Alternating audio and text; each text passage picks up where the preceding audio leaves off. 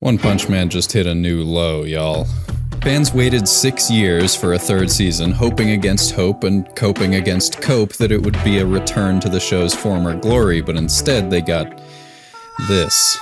And episode 6, directed by the infamous director behind masterpieces like this and this, has made history as the lowest rated single anime episode of all time on IMDb, beating out the previous heavyweight champ, the last episode of The Promised Neverland.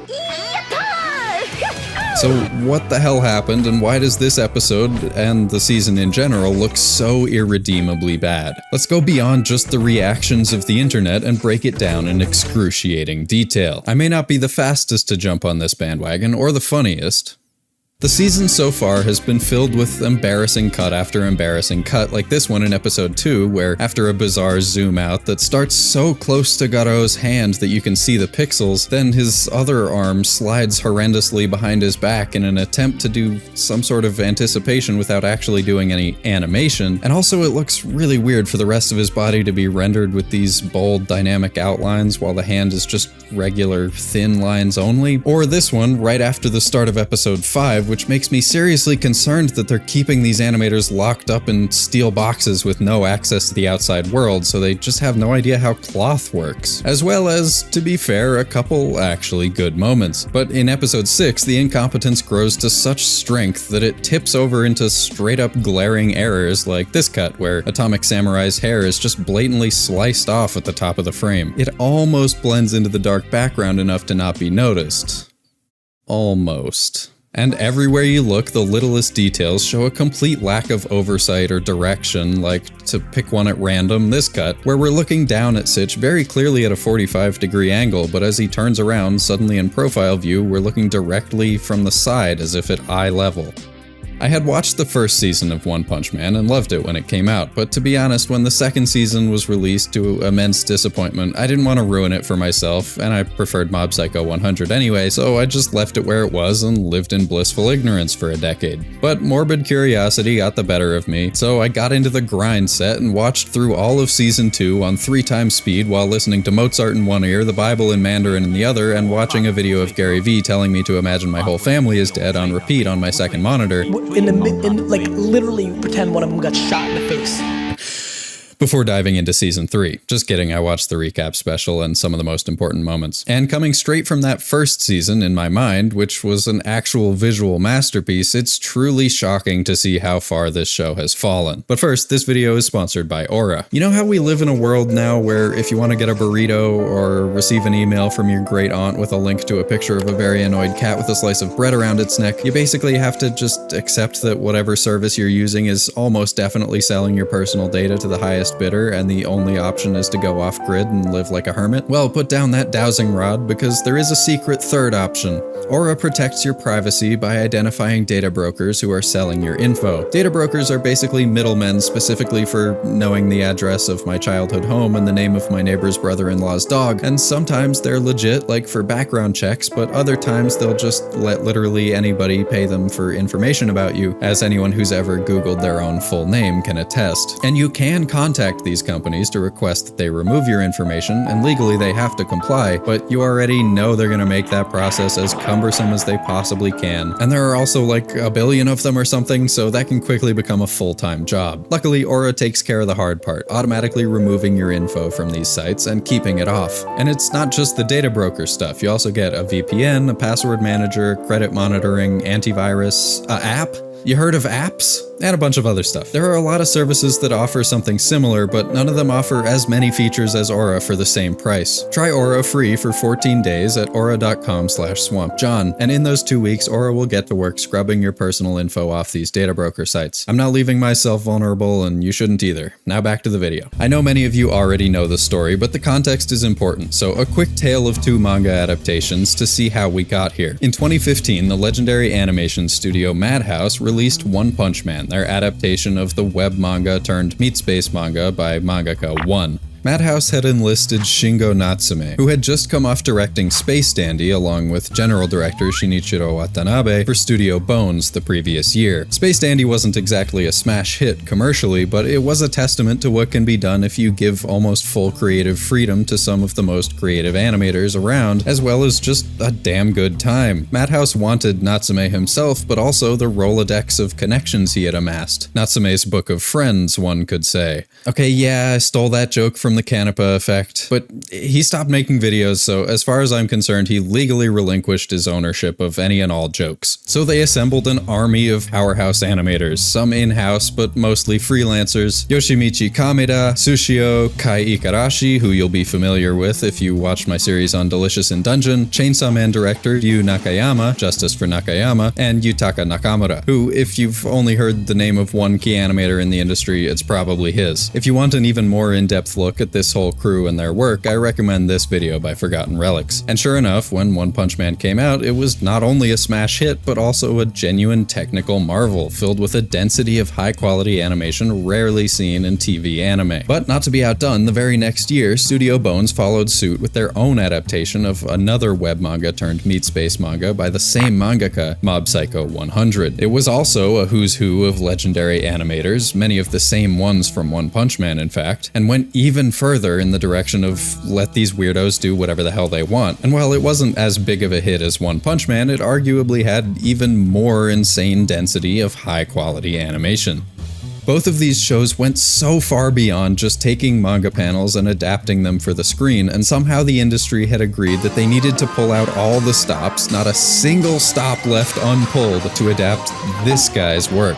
I think we've got our viewers tuned in.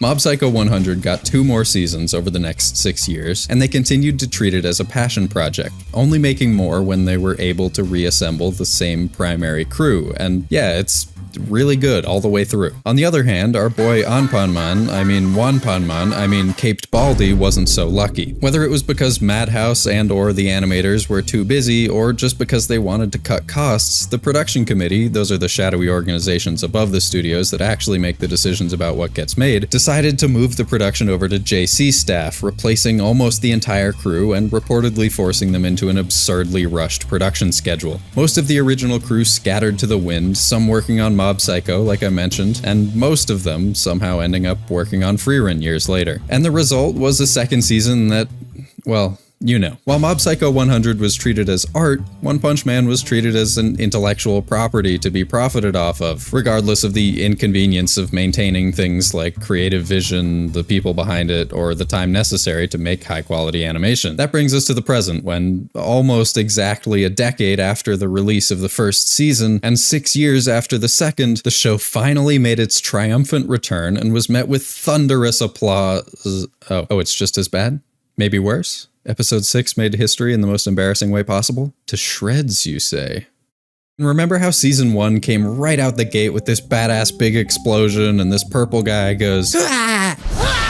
And then Saitama shows up in this iconic tracking shot, and the imitation of a handheld camera with this fully hand-animated background immediately gives the impression that this is an important moment, and then he absolutely eviscerates said purple guy? Well, Season 3 drops us right into the middle of an action-packed single drawing of a board meeting that slides lackadaisically across the screen for 8 seconds while we discuss the events of the climactic battle at the end of the previous season. I'm not totally sure which 2 people are actually talking here. Presumably one of them is the guy who's permanently gesturing, and oh, we get another frame! Now I definitely know who's talking, cause look, you can even see his mouth moving and everything. And back to that first frame for 5 more seconds. That poor guy's still frozen mid-gesticulation, and I think Charles Darwin fell asleep in the corner. Somebody wake him up, he's dreaming about the origin of species or something. It goes on like this for basically the whole first 2 episodes, and really most of the season so far. Essentially a PowerPoint presentation with more slow pans than a tortoise's cast iron collection, and when there is a morsel of actual animation, it's almost always a cycle of some kind where a handful of frames can be repeated across an entire cut, and usually still feels really awkward. Like this 6-frame loop where Fubuki's hair and collar flap dramatically, but there's no real arc to the collar, so it kind of feels like it's just sliding back and forth between 2 keyframes. Or this walk cycle, which is just really hard to look at. You can tell they compartmentalized as many pieces of Garo's body as possible so as to only animate the parts that are absolutely necessary, like the hands and shoulders, while just sliding the other parts around so that it looks like his head, neck, and traps are a separate chunk balanced on top of the rest of his body, and even for the parts that do change, it's mostly just a few extra lines drawn on top of the unchanged frame underneath. Once this drawing was done, I guarantee the rest of this cut took about 5 minutes. Not to mention the perspective makes no sense. If you want to help me keep making videos like this, please do all the algorithm stuff. Shares and comments are the most helpful, and if you really want to support the channel, consider literally supporting it through Patreon, where depending on the tier, you can also get access to occasional bonus videos and stuff, your name in the credits, and see these videos 3 days early and without ads. Don't get me wrong, here and in Season 2, there are still occasional pieces of actual good animation, like these cuts by the wickedly talented key animator Kenichiro Aoki, who seems to have handled the majority of the Garo vs. Royal Ripper fight in episode 2, which is genuinely great. Aoki must be the speediest animator around because he's been doing his best to carry the show since Season 2 despite the insane production schedule. But even when these standout moments do pop up, if the original rough Genga is made public, like in the case of these cuts by Yen BM, that rough Genga often looks much better than the final version because good complex animation is harder and more expensive to ink, paint, and in between. And 100% of the time, it only makes the other stuff look even more embarrassing by comparison. But the reason we're all here is the monumental achievement in low-effort sloppery that is episode 6. The episode was directed by Taiki Nishimura, who is supposedly blacklisted by most of the industry and is definitely known for directing some of the most reviled episodes in recent memory, like episode 2 of Uzumaki, where it switched animation studios and suddenly became unbearable to look at, or the second episode of Tower of God Season 2, where it switched animation studios and suddenly became unbearable to look at, some god-awful episodes from Boruto, Initial D, and so many more. I ended up gathering way more examples for this than I could possibly actually need for the edit. I generally don't think it's a good idea to pin all the blame on one guy when industry conditions are almost always the root cause of these disasters, and to be fair, Nishimura did call out the Uzumaki production for underpaying and overworking them, and he certainly didn't deserve to be harassed to the point of deleting his Twitter account. But when it just keeps happening, at a certain point you do have to take a look at the common denominator. It does seem like he's become the go-to guy for when your production is already blighted beyond all hope and nobody else is willing to take on the task, often working with small studios that rely heavily on outsourcing. Speaking of which, the episode's animation was reportedly also heavily outsourced to Chinese studios, and again, there's nothing inherently wrong with outsourcing or Chinese animation, but when the result is this bad, it certainly points to a badly managed production parceling out its contracts to the lowest bidder. The episode opens on yet another board meeting at the Hero Association where we're still discussing how the heroes should go about taking on the Monster Association.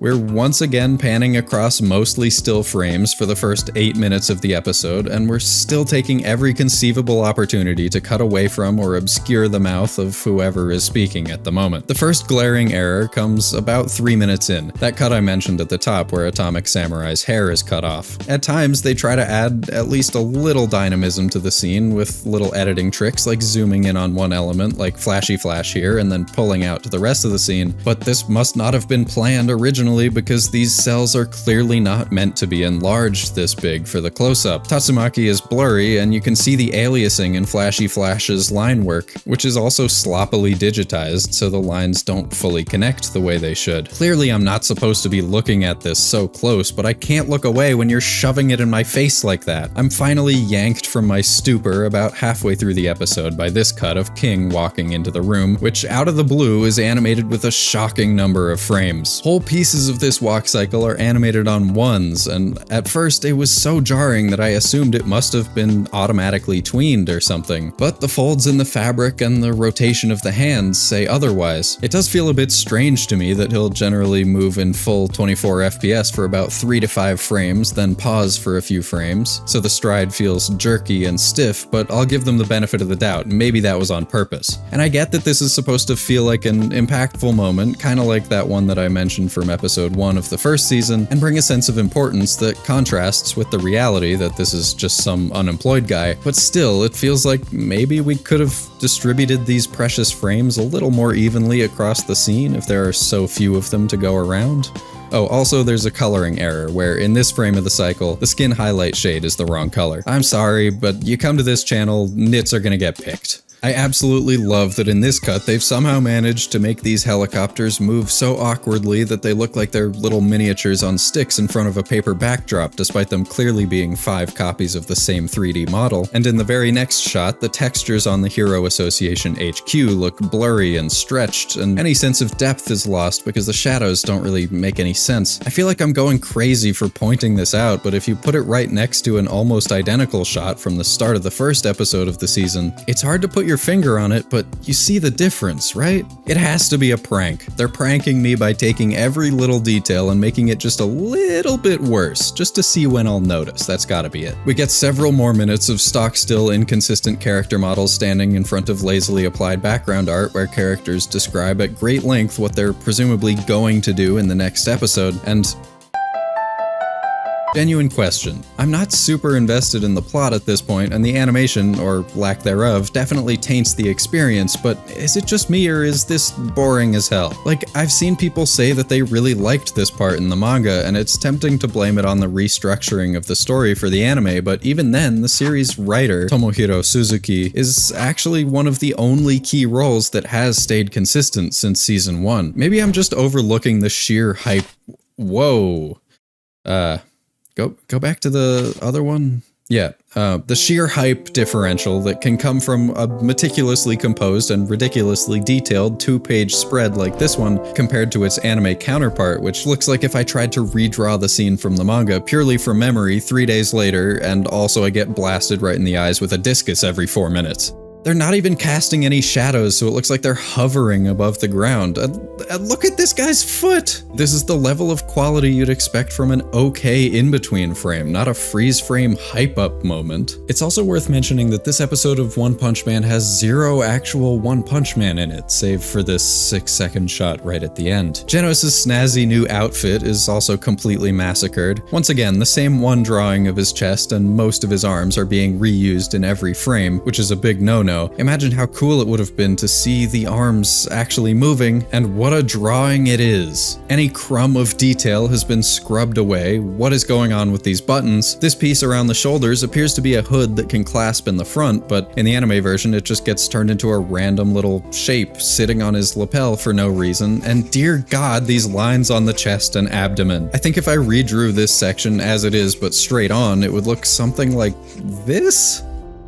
And all of that is without even mentioning the immense downgrade of the arms themselves and these weird tentacle things that go from looking like live centipedes plugged directly into his brain to looking like spiky HDMI cables plugged into a dongle hanging out of the back of his collar. And the connection points, like his shoulder here, end up just being weird, awkward bridges between the parts that are just sliding around. Okay, I'm jumping in here quickly because while I'm editing this video, the closer I look at this walk cycle, the more glaring errors start to appear. Like, if you look at the shoulder that's on the opposite side from the camera, the centipede cable thing just fully disconnects, and the shape of the shoulder scythe is changing from one frame to the next. And then in this frame, the cable along the arm tapers to a point instead of being obscured by the shoulder. And rumors started circulating online that they may have also been using AI, and that that's one of the causes of even more glaring errors to come. I don't know how credible that claim is, but maybe I'll look into it if there's any interest in that. I don't know. This disconnecting cable kind of reminds me of what AI tends to do to animation, but it could just as easily just be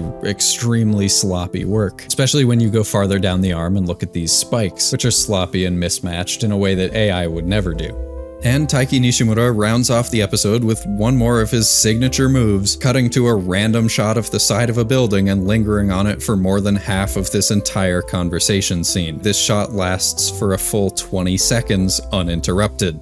It's not as funny to clown on, but a huge part of why this looks so bad is a consistent disregard for designing motion to be either realistic or appealing by timing out the frames in creative ways. A huge part of why Season 1 looked so good was not just the big flashy action scenes, but the attention to detail in the moments in between. But pick out any moment from this episode and you'll almost without fail find a cut where it's painfully obvious the production just paid a key animator for like 2 or 3 keyframes, and then had an in-between animator, probably somewhere in China with zero direct contact with the actual studio, fill in the gaps with straightforward in-betweens every 3 frames spaced at equal intervals, and did basically no corrections to make sure those frames were actually consistent. Even with very few frames, there's so much you can do to creatively design motion, but everything here just turns out so awkward and robotic, it really sucks the life out of the comedy.